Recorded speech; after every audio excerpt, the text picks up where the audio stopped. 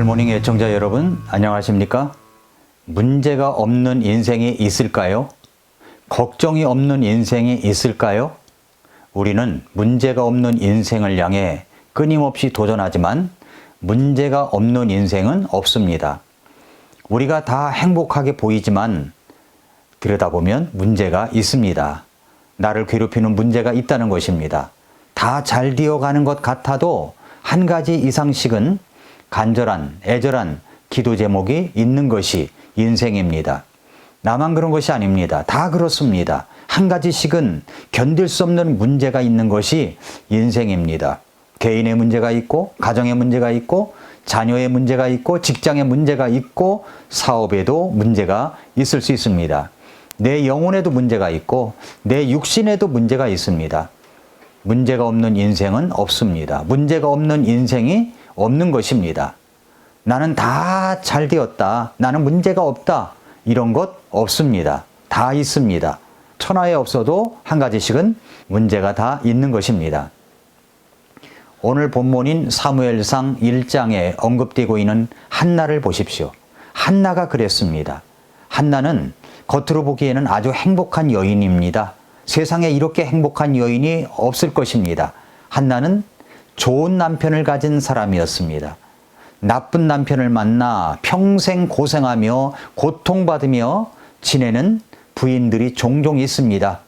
정말 남편 잘 만나는 것도 복입니다. 한나는 남편을 잘 만난 복이 있는 여인입니다. 한나의 남편 엘가나, 그는 어떤 사람이었습니까? 그는 좋은 가문의 사람이었습니다. 1절 말씀에 그 말씀이 나오죠. 엘가나는 에브라임 사람으로서 여로함의 아들이요 엘리우의 손자요 도후의 증손이요 수부의 현손이었습니다. 수부의 현손, 그러니까 누구의 아들, 누구의 손자, 누구의 현손, 족보가 복잡한 것을 보니까 정말 좋은 가문의 사람이다 라고 우리가 생각해 볼 수가 있습니다. 두 번째로 그는 재물이 있는 사람입니다. 재물. 2절에 그 말씀이 나오죠. 그에게 두 아내가 있었는데 하나는 한나요, 다른 하나는 분인나입니다. 아내가 둘인 것으로 보아 재물도 있는 사람인 것이 틀림이 없습니다. 이때 당시에는 그렇게 살았나 봅니다. 셋째로 그는 신앙이 있는 사람입니다. 3절 말씀해 보니까 매년마다 하나님 앞에 나아가 주님을 경배하며 희생물을 드렸던 사람입니다. 그래도 신앙이 있는 사람이었습니다. 하나님을 경배하던 사람입니다. 뭐 이만하면 나무랄 데가 없는 남편 아니겠습니까? 가문 좋습니다. 재물 많습니다. 신앙도 좋습니다. 네 번째로는 그는 한나를 지극히 사랑해 주었던 남편이었습니다.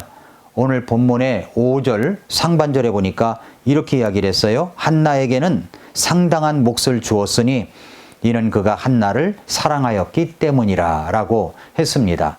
엘가나는 재물의 분깃을 자기 아내 한나에게는 상당한 몫을 주었습니다. 1장 8절에 보니까 이에 그녀의 남편 엘가나가 그에게 이르되 한나여 어찌하여 우느냐 어찌하여 먹지 아니하느냐 어찌하여 당신의 마음이 괴로우냐 내가 당신에게 10 아들보다 낫지 아니하냐 라고 말씀하고 있는 것처럼 한나를 지극히 사랑했던 남편이었습니다. 이 정도가 되면 한나는 아주 행복한 여인이 아닙니까? 그런데 한나는 정말 행복했습니까? 아닙니다. 한나에게도 큰 문제가 있었습니다. 그러기에 한나는 결코 행복하지 않았습니다. 고민이 있었습니다. 더군다나 그는 괴롭힘을 당하고 있었습니다. 7절에 보니까 그녀가 주의 집에 올라갈 때에 해마다 그가 그와 같이 함으로 분인나가 그녀를 자극하니라. 그러므로 그녀가 울고 먹지 아니했다라고 했습니다. 다시 말해서 분인나가 한나를 자극했다는 것은 괴롭혔다는 것입니다. 말로 괴롭힘을 당했다는 것입니다. 말도 살리는 말이 있고 죽이는 말이 있습니다. 한나는 분인나의 말 때문에 정말 죽을 지경이었습니다. 행복하지도 않았고 고통스럽기까지 하였습니다. 그런데 우리는 여기서 우리를 한번 생각해 봐야 합니다. 이런 고통이 한나에게만 그런 일이 있는 것일까요? 아닙니다. 사실 우리들도 문제가 다 있습니다. 고통이 다 있습니다. 그러니까 21세기의 분인나가 우리에게도 있다는 말입니다. 어떤 사람 때문에 오는 고통이 있습니다. 어떤 사건 때문에 오는 고통이 있습니다. 내 마음을, 생각을, 육체를 고통스럽게 자극하는 것들이 있습니다. 우리는 여기서 한나에게 배워야 할 것이 있습니다. 그런 분인나가 옆에서 자신을 자극하며 고통스럽게 할 때 어떻게 했느냐 하는 것을 배워야 합니다. 한나는 그 고통스러운 자극에, 분인나로 인한 고통에 어떻게 반응했습니까? 우리들은 어떻게 해야 하는 것입니까? 고통이 고통으로 끝나지 않기 위해서 한나가 취했던 반응을 가지고 우리들도 똑같이 반응해야 할 그런 말씀을 우리에게 주시고 있는 것입니다. 어떻게 했습니까? 첫째로 한나는 고통의 쓰라림을 주님께 가져갔습니다. 10절 말씀해 보니까 그녀가 혼이 쓰라림 가운데 주께 기도하고 심히 통곡했다고 합니다. 그 쓰라림을 주님 앞에 가져갔습니다. 여러분의 쓰라림은 무엇입니까? 여러분의 고통은 무엇입니까? 여러분을 고통스럽게 자극하는 그것이 무엇입니까? 그것을 주님께로 가져가십시오. 매일 가져가도 됩니다. 매 시간 가져가도 됩니다. 우리 주님은 이런 고통의 쓰라림을 맡아 해결하시는 것을 아주 기뻐하시며 그런 것에 넉넉하신 분이십니다.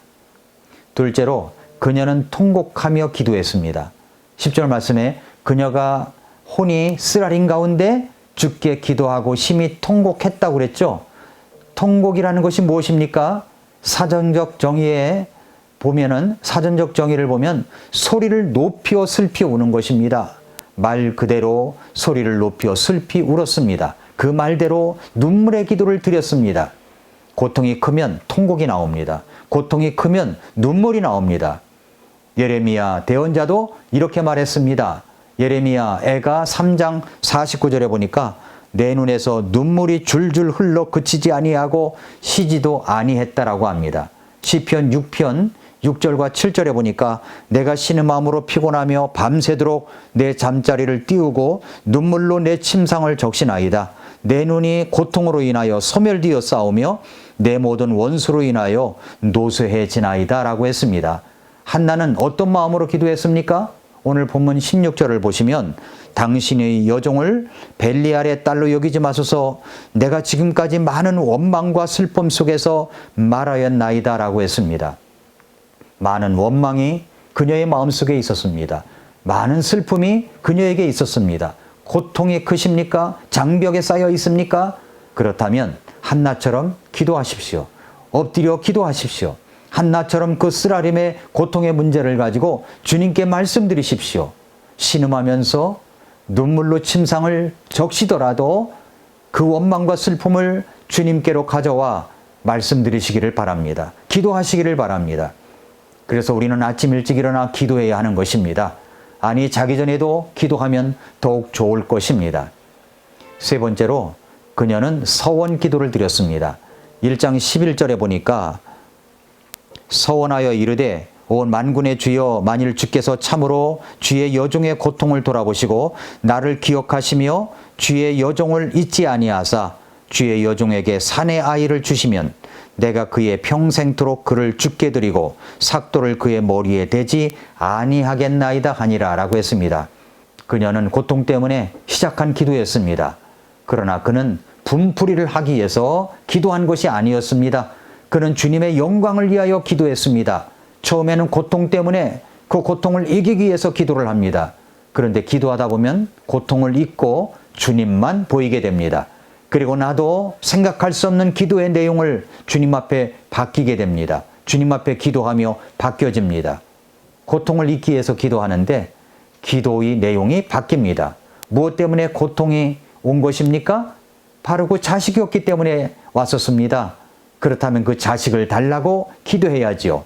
고통의 궁극적인 원인을 해결해 달라고 기도해야죠. 그렇게만 해 주신다면 제가 이렇게 하겠습니다 라고 하는 서원 기도를 드린 것입니다. 네 번째로 그녀는 계속 기도를 했습니다. 기도는 이벤트가 아닙니다. 기도는 하나의 행사가 아닙니다. 기도는 하나님께 드리는 우리들의 마음입니다. 12절에 이렇게 말씀합니다. 그녀가 주 앞에서 계속 기도할 때에 엘리가 그녀의 입을 주시한즉. 그녀는 계속 기도했습니다. 간절한 마음으로 그녀는 기도하고 또 기도하고 통곡하고 눈물을 흘리며 기도했습니다. 마지막으로 마침내 그녀는 기도 응답을 받았습니다. 17절 18절을 보십시오. 이에 엘리가 응답하여 이르되 평안히 가라. 이스라엘의 하나님께서 네가 그분께 구하여 청원한 것을 주시기 원하노라 하니 그녀가 이르되 당신의 여종이 당신의 눈앞에서 은혜 입기를 원하나이다 하고 이에 그 여인이 자기 길로 가서 먹고 다시는 얼굴에 슬픔이 없었더라 라고 말씀했습니다. 확신이 있을 때까지 기도하였고 마침내 응답을 받았습니다. 그녀의 고통은 시대를 바꾸는 시대의 인물이 태어나게 했습니다. 여러분이 고통 때문에 기도하는 그 기도가 단순히 여러분의 고통 때문에 드리는 기도일 줄 모르지만 그 기도는 시대를 바꾸는 기도가 될 수 있습니다. 사랑하는 애청자 여러분, 성도 여러분, 우리는 분인나가 있어야만 기도할 때가 있습니다. 고통이 없으면 도대체 기도하지를 않습니다. 엎드리지 않습니다. 때때로 우리에게 분인나가 나타납니다. 그래서 고통스럽습니다. 어떻게 해야 합니까? 한나처럼 하나님께 나아오십시오. 여러분의 고통과 슬픔을 아뢰십시오. 계속 기도하십시오. 마침내 여러분은 분인나로 인한 감사가 나오게 될 것입니다. 마침내 여러분은 사무엘상 2장의 승리의 노래를 부르게 될 것입니다. 마침내 여러분은 그때의 내 기도가 시대를 바꾸는 기도가 되었었다고 고백하게 될 것입니다. 여러분의 분인나는 무엇입니까? 하나님은 여러분의 신음을 들으시는 분이십니다. 오늘도 미라클 모닝입니다.